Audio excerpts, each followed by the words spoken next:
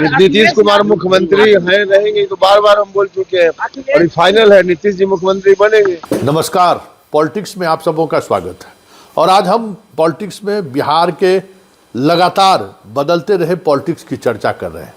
जी हाँ, जिस तरीके से खबरें आ रही हैं, दोनों गठबंधन में कुछ न कुछ चीज़ें चल रही हैं। आज कैबिनेट की बैठक हुई। अमूमन इस तरीके के परिणाम आने के बाद, मतलब चुनाव के परिणाम आने के बाद जब कभी कैबिनेट की बैठक होती है, तुरंत बैठक होती है और उसमें मुख्यमंत्री जो भी रहते हैं वो कैबिनेट में इस्तीफा का प्रस्ताव पेश करते हैं और कैबिनेट उसको मोहर लगाती है और उस प्रस्ताव को लेकर सीधे वो राजभवन जाते हैं और राजभवन में राज्यपाल को सौंपते हैं और कहते हैं कि सरकार बनाने का हमें समय दिया जाए, हम फिर आपसे मुलाकात करेंगे। ये प्रक्रिया है। लेकिन आज जो कुछ भी हुआ वो अचरज करने वाली है। इससे पहले कभी हमने इस तरीके की चीज़ें नहीं देखी है कि भाई कैबिनेट की बैठक तो हुई, लेकिन कैबिनेट की बैठक में 19 तारीख को इस्तीफा देने की बात पारित हुई। मतलब आप 2 दिन पहले आप कैबिनेट की बैठक करके देने की क्या जरूरत? 19 तारीख को कैबिनेट की वो सामान्य प्रक्रिया है, करते आप।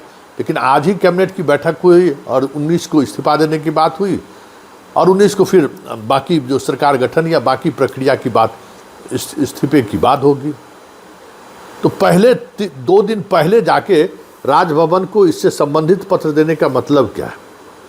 क्या कैबिनेट की बैठक में कुछ निर्णय असहज करने वाला था? ऐसा तो कुछ भी नहीं था। तो फिर नीतीश कुमार 2 दिन बाद इस्तीफा क्यों देने की बात कर रहे हैं? तो पहले जरा दिलीप जायसवाल का बयान सुन लीजिए। बीजेपी के प्रदेश अध्यक्ष हैं और उस बयान के दौरान उनके चेहरे के भाव को जरा गौर से परखने की कोशिश कीजिएगा। चेहरा का जो भाव है ना, उस भाव से बहुत सारी चीज़ें आपको समझ में आने लगेंगी कि सब कुछ ठीक ठाक नहीं चल रहा है। तो क्या ठीक ठाक नहीं है, उस पर चर्चा करने से पहले हम बात करते हैं क्या कह रहे हैं दिलीप जायसवाल। सब कुछ तो हमें लगता है कि सोशल मीडिया पर आ चुका है। 19 तारीख को विधायक दल की बैठक है। आज मुख्यमंत्री जी कैबिनेट के बैठक के बाद राज्यपाल महोदय से मिले और 19 तारीख को विधायक दल की बैठक के बाद राज्यपाल महोदय को जो है सरकार बनाने का जो है प्रस्ताव दिया जाएगा। और हमें लगता है कि 20 तारीख को संभावित है कि पटना के गांधी मैदान में शपथ ग्रहण समारोह। प्रधानमंत्री जी का कार्यक्रम फाइनल हो गया? अभी शाम तक पता चलेगा। संभावित कार्यक्रम प्रधानमंत्री जी का है। और कौन कौन आ रहे हैं इस शपथ समारोह में? प्रधानमंत्री जी हैं, राष्ट्रीय अध्यक्ष हमारे पार्टी के हैं, आदरणीय राजनाथ सिंह जी को सभी को हम लोग यहाँ से आमंत्रित कर रहे हैं। अब अलग अलग जिनका कार्यक्रम तय होगा, भारत के सभी मुख्यमंत्री को हम लोग आमंत्रित कर रहे हैं, सभी डिप्टी सीएम को आमंत्रित कर रहे हैं। तो इस तरह करके आमंत्रण सभी लोगों को जाएगा, सभी सीएम, सभी डिप्टी सीएम और सभी केंद्रीय मंत्री को। और उसमें जिनका प्रोग्राम बनेगा, तय होगा, वो 19 तारीख को पता चलेगा। बीजेपी शासित राज्य के मुख्यमंत्री भी, बीजेपी एनडीए शासित कयास यह भी लगाया जा रहा है कि मुख्यमंत्री के साथ साथ क्या सभी मंत्रियों के भी नाम उसमें शामिल हो जाएंगे? ये तो हम नहीं बता सकते। ये तो केंद्रीय स्तर से और जो हमारे नेता बने हैं उनको तय करना अलग से। आपने सुना, सब कुछ हेतु मध्यवाद बात कर रहे हैं। मतलब होगा, ऐसा हो रहा है, होने वाला है। ये जो हेतु मध्यकाल है ना, ये अपने आप में दिखाता है कि कुछ न कुछ चीज़ें चल रही हैं। आखिर वो चीज़ें हैं क्या? खबर ये आ रही कि मुख्यमंत्री नीतीश कुमार ने 2 टूक कह दिया है कि इस मंत्रिमंडल में एक उप मुख्यमंत्री होगा, एक मुख्यमंत्री और एक उप मुख्यमंत्री। इसको लेकर बीजेपी के जो सहयोगी दल हैं वो थोड़ा असहज है। बीजेपी के अंदर भी पिछले बार 2 उप मुख्यमंत्री थे, इस बार अगर एक ही उप मुख्यमंत्री होगा तो फिर वहाँ भी कुछ समस्याएं हो सकती हैं। एक उप मुख्यमंत्री होगा और दूसरी तरफ चिराग भी दावे कर रहे हैं कि हमारा भी एक उप मुख्यमंत्री होना चाहिए। तो नीतीश कुमार ने पूरी तौर पर पल्ला झाड़ लिया है इसको लेकर कि भाई उप मुख्यमंत्री एक होगा, तय आप लोग करके आइए कि किनको उप मुख्यमंत्री का शपथ दिलाना है।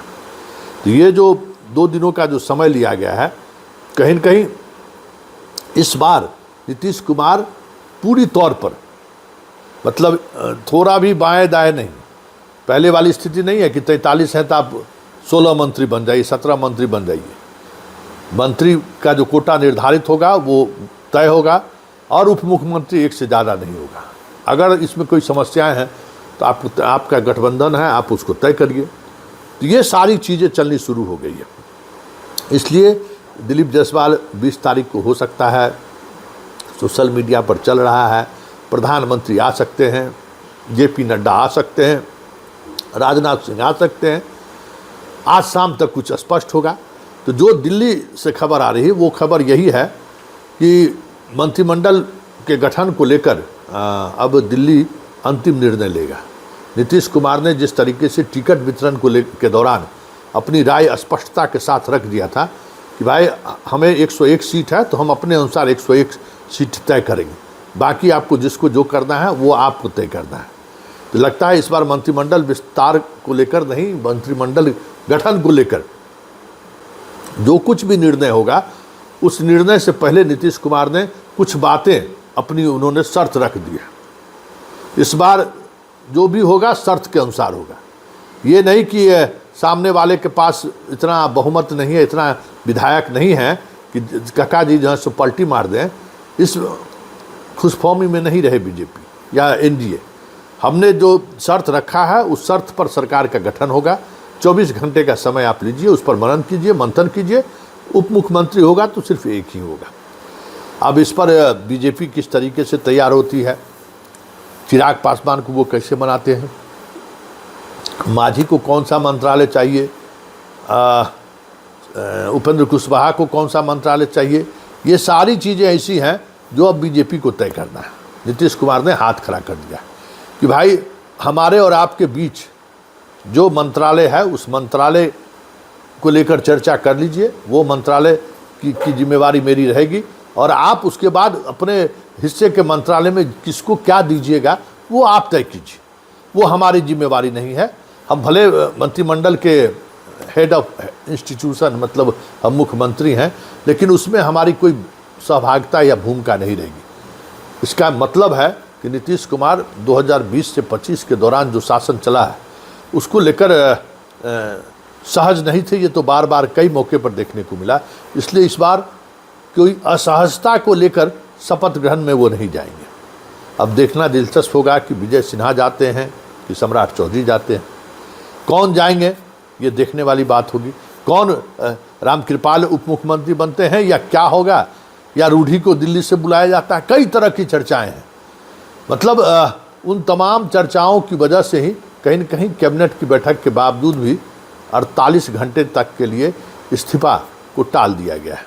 अब सब कुछ 19 तारीख को होगा और 19 तारीख को सबों की नज़र 19 तारीख को है, लेकिन उससे पहले दिल्ली में गतिविधियां आज से तेज हो गई है।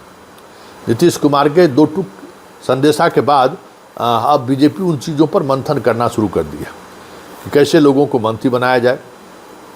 उप मुख्यमंत्री को लेकर जो नीतीश का ऑब्जर्वेशन है उस ऑब्जर्वेशन को लेकर क्या निर्णय लिया जाए, क्योंकि बीजेपी को एक उप मुख्यमंत्री बनाने का जो नीतीश का शर्त है उसमें पार्टी को किस तरीके से वो सबको साथ लेकर चलते हैं।